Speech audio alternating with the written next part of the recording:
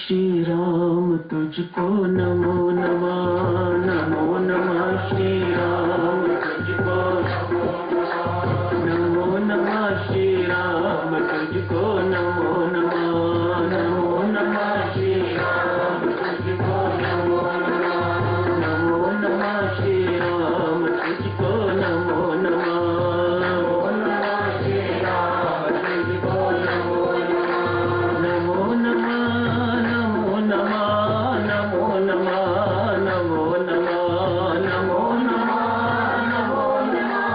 नमो नमः नमो नमः नमो नमः नमो नमः नमो नमः नमो नमः महाराज तुमको नमो नमः, नमो नमः महाराज तुमको नमो नमः,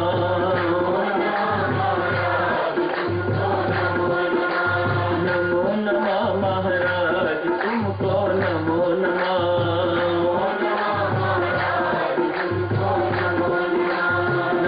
नमः नमो नमः नमो नमः नमो नमः नमो नमः नमो नमः नमो नमः नमो नमः नमो नमः नमो नमः नमो नमो नमः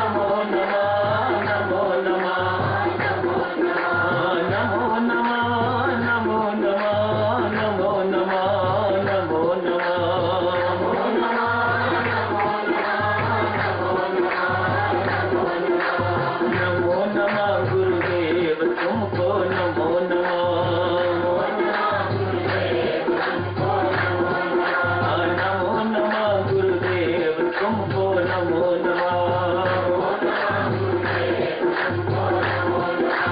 नमो नमः गुरुदेव तुमको नमो नमः, नमो नमः नमो नमः नमो नमः नमो नमः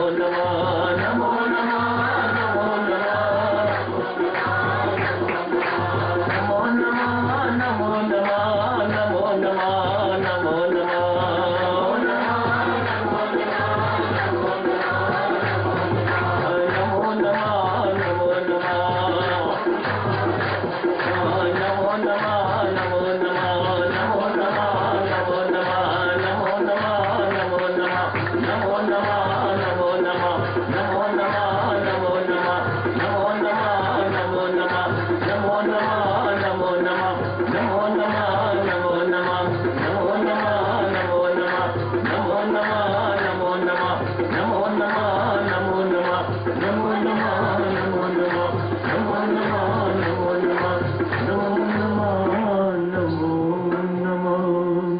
नमो तुझको नमो नमः, नमो नमः श्री राम तुझको नमो नमः, नमो नमः महाराज तुमको नमो नमः, नमो नमः गुरुदेव तुमको नमो नमः। 10वां अध्याय चल रहा है साक्षर विभूति योग नामक 10वां अध्याय। कल चर्चा शुरू हो रही थी बुद्धि योग पर। जो मेरा नित्य निरंतर स्मरण करता हुआ भजन करता हुआ प्रीति पूर्वक भजन करता है उसे मैं बुद्धि योग देता हूं। उसके भीतर का अंधकार मैं ज्ञान रूपी दीपक से नष्ट कर देता हूं। एक कल 10वें और 11वें श्लोक में भगवान श्री ने घोषणा की थी। आज बुद्धि योग पर चर्चा शुरू करते हैं। भक्तजनों, भजन क्या है? ये जो भजन हम गाते सुनते हैं इनको भजन यह नहीं कहा जाता। भगवान किसको भजन कहते हैं? जब मुख से राम नाम निकले, भगवान का गुणगान हो, कानों से भगवान की कथा का श्रवण हो, या उनके गुणों का श्रवण हो, कीर्तन का श्रवण हो, कथा का श्रवण हो,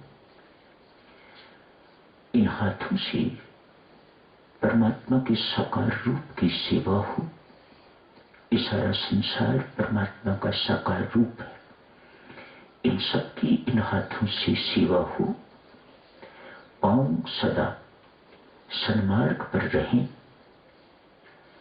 गर्दन हमेशा, इसमें अहंकार भरा हुआ है, ये परमात्मा के श्री चरणों में परमात्मा के बंदों के आगे झुकी रहे ताकि अहंकार खत्म हो। ये आंखें केवल मंदिर में ही तेरी मूर्ति न दिखे, सारा संसार इन्हें राम में दिखाई दे तो इसे भजन कहा जाता है। भगवान श्री कहते हैं, प्रीतिपूर्वक यदि कोई मेरा इस प्रकार से भजन करता है तो मैं उसे बुद्धि योग देता हूं। ऐसी बुद्धि उसकी बना देता हूं, ऐसी बुद्धि उसे प्रदान करता हूं जो संसार में रहने वाली नहीं। I don't make them worldly wise. मैं उन्हें संसारिक बुद्धि नहीं देता, उसे हटा के तो उसे परमार्थिक बुद्धि दे देता हूं। वह बुद्धि जो परमात्मा से योग करवाए उसे बुद्धि योग कहा जाता है। ये बुद्धि अब इतनी प्रकाशित हो जाती है, इतनी आलोकित हो जाती है, सात्विक हो जाती है, सूक्ष्म हो जाती है, दिव्य हो जाती है कि ये बुद्धि आपको परमात्मा के साथ जोड़ने में सक्षम हो जाती है। दोनों की जरूरत है भक्तों। संसारिक बुद्धि की भी जरूरत है। बहुधा रहना तो संसार में ही होता है, लेकिन हमें अंतर पता होना चाहिए कि संसारिक बुद्धि क्या है और अलौकिक बुद्धि, विवेक युक्त बुद्धि क्या है। मानो विवेक युक्त बुद्धि वह बुद्धि है जो आपको ये बताए कि क्या करने योग्य है, क्या करने योग्य नहीं है, क्या खाने योग्य है, क्या खाने योग्य नहीं है, क्या पीने योग्य है, क्या पीने योग्य नहीं है, पाप क्या है, पुण्य क्या है, मुझे कहां तक इस संसार में रहते हुए कहां तक इस संसार में धंसना है। जो बुद्धि ये सब कुछ स्पष्ट करे उसे विवेक युक्त बुद्धि कहा जाता है। ऐसी बुद्धि परमात्मा से योग करने में सक्षम हो जाती है। ऐसे साधकों को जो प्रीतिपूर्वक मेरा भजन करते हैं उनको मैं ऐसी बुद्धि प्रदान करता हूं। स्वामी जी महाराज ने बुद्धि योग ब्रैकेट में लिखा है कर्मयोग, निष्काम कर्मयोग।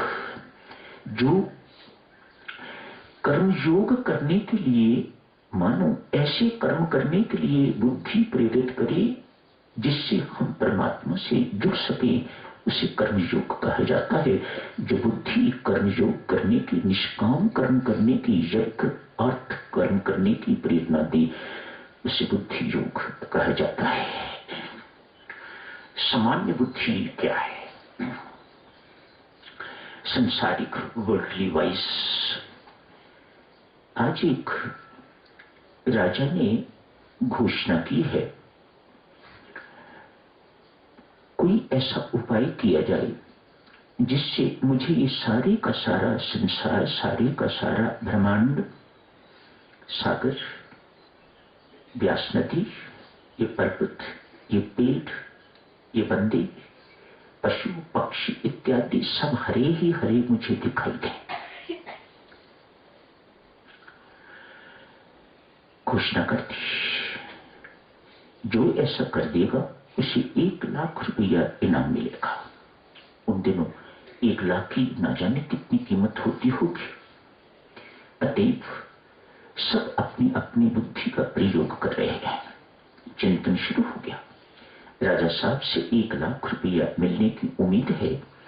सिर्फ इतना सा काम कि राजा साहब को सब कुछ हरा ही हरा दिखाई दे। बहुत दिनों तक कोई व्यक्ति आया नहीं दरबार में। आज एक युवक दरबार में आया है। आके कहा, राजा साहब मैं जो आप चाहते हैं ऐसा कर दूंगा, ऐसा आपके साथ हो जाएगा, पर 1 लाख रुपया मुझे पहले दे दीजिएगा। राजा ने कहा, ठीक है, मैं तुम्हें 1,00,000 रुपया पहले दे देता हूं, लेकिन एक शर्त है, यदि ऐसा ना हुआ जैसा मैं चाह रहा हूं तो तेरी गर्दन काट दी जाएगी। तो युवक ने कहा, राजा साहब मुझे मंजूर है। 1,00,000 रुपया ले लिया, बाजार गया है। बाजार जाके तो थोड़े से पैसे की एक हरी ऐनक खरीद ली है, राजा को पहना दी है। राजा को सब कुछ हरा ही हरा दिखाई देने लग गया है। ये सामान्य बुद्धि है, ये संसारिक बुद्धि है। इसे इंटेलेक्चुअल तो आप कह सकते हो, वाइज तो कह सकते हो, लेकिन ये बुद्धि योग नहीं है। बुद्धि योग तो अलौकिक वही है ना, जिसकी बुद्धि अलौकित हो जाए, प्रकाशित हो जाए, जो परमात्मा की ओर मोड़ने लगे, उसके साथ योग करने की प्रेरणा देने वाली बुद्धि बुद्धि योग कहलाती। ये बुद्धि कैसी है, ये एक छोटी सी उदाहरण आपकी सेवा में दी है। आगे बढ़ते हैं। ये बुद्धि योग की एक दृष्टांत के माध्यम से, वह बुद्धि जो हमें निष्काम कर्म करने की प्रेरणा दे, वह बुद्धि योग। आज एक गरीब ब्राह्मणी विधवा का पुत्र,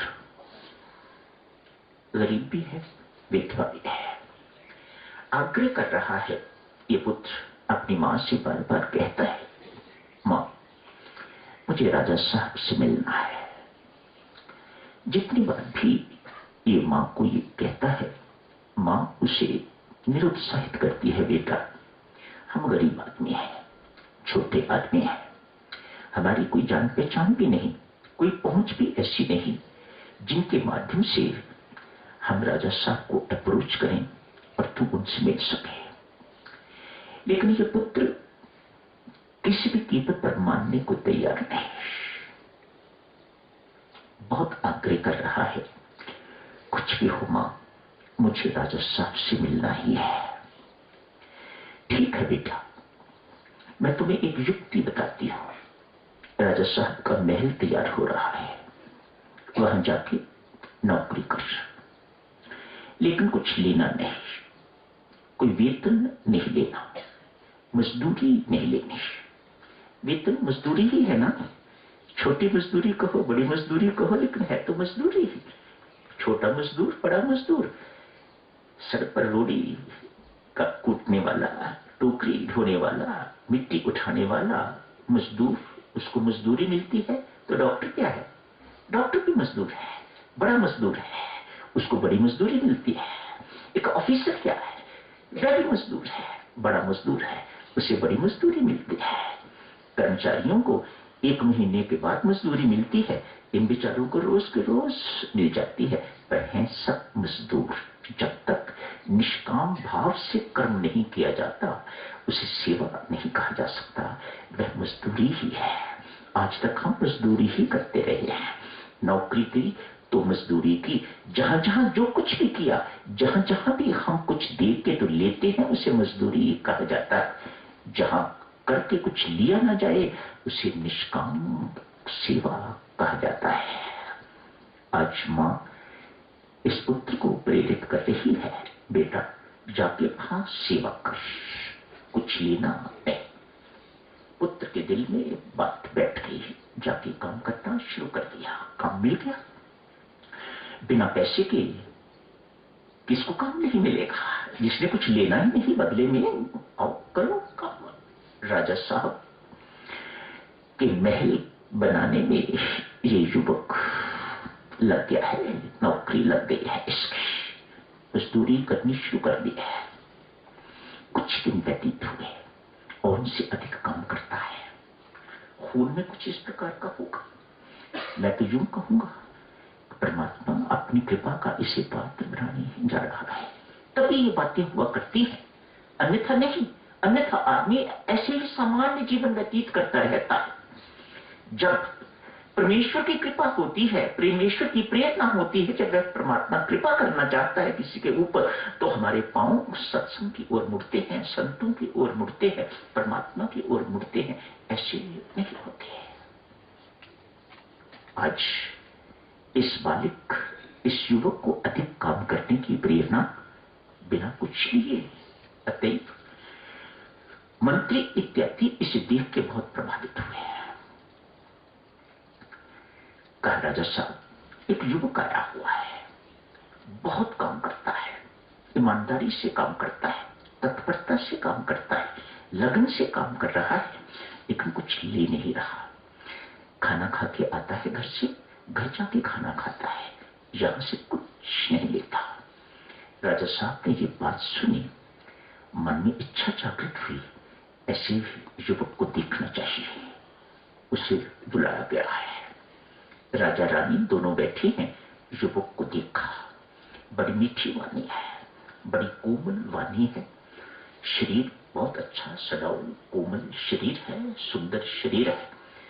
सब कुछ देख के राजा बहुत प्रभावित हुए। ऐसा लगा जैसे कोई अपना है, बड़ा चिर परिचित, कोई इससे जान पहचान कोई नई नहीं है, बड़ी पुरानी जान पहचान है, इससे पुराना परिचय है इसके साथ।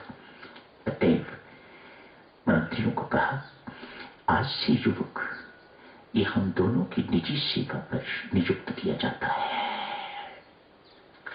भक्तजनों, निष्काम भाव से कर्म जब किया जाता है, जिसमें स्वार्थ नहीं होता, निष्काम अर्थात जिसमें अपने सुख अपनी सुविधा की चाह नहीं होती। साधारण शब्दों में निष्कामता क्या है? जहां अपने सुख की अपनी सुविधा की कोई चाह नहीं है, वह निष्काम। जहां ऐसी भावना हुआ करती है, ऐसा कुछ हुआ करता है, परमेश्वर की कृपा से भीतर की सारी सोई हुई सुप्त शक्तियां जागृत होती हैं। भीतर बहुत कुछ है परमात्मा ने दिया हुआ, लेकिन सोया पड़ा है। किसी को जगाना नहीं आता, किसी को उनसे काम लेना नहीं आता। जब व्यक्ति इस प्रकार से समाज में, संसार में प्रवेश करता है, सेवा के क्षेत्र में प्रवेश करता है, तो उसकी सारी की सारी सुप्त शक्तियां जागृत हो जाती हैं। लेकिन इसके विपरीत यदि स्वार्थ से कर्म करता है, कुछ मन में कामना रख के, मनोकामना रख के कर्म करता है, तो ये सारी की सारी शक्तियां सोई पड़ी रहती हैं, बल्कि संत महात्मा कहते हैं कुंठित हो जाती हैं और बिगड़ती हैं, ये और नकारी हो जाती हैं, किसी काम करने योग्य नहीं रहा करती। तो भक्तजनों, अभी तो समय हो गया है, यही समाप्त करने की इजाजत दीजिएगा। परसों इस चर्चा को और आगे जारी रखें।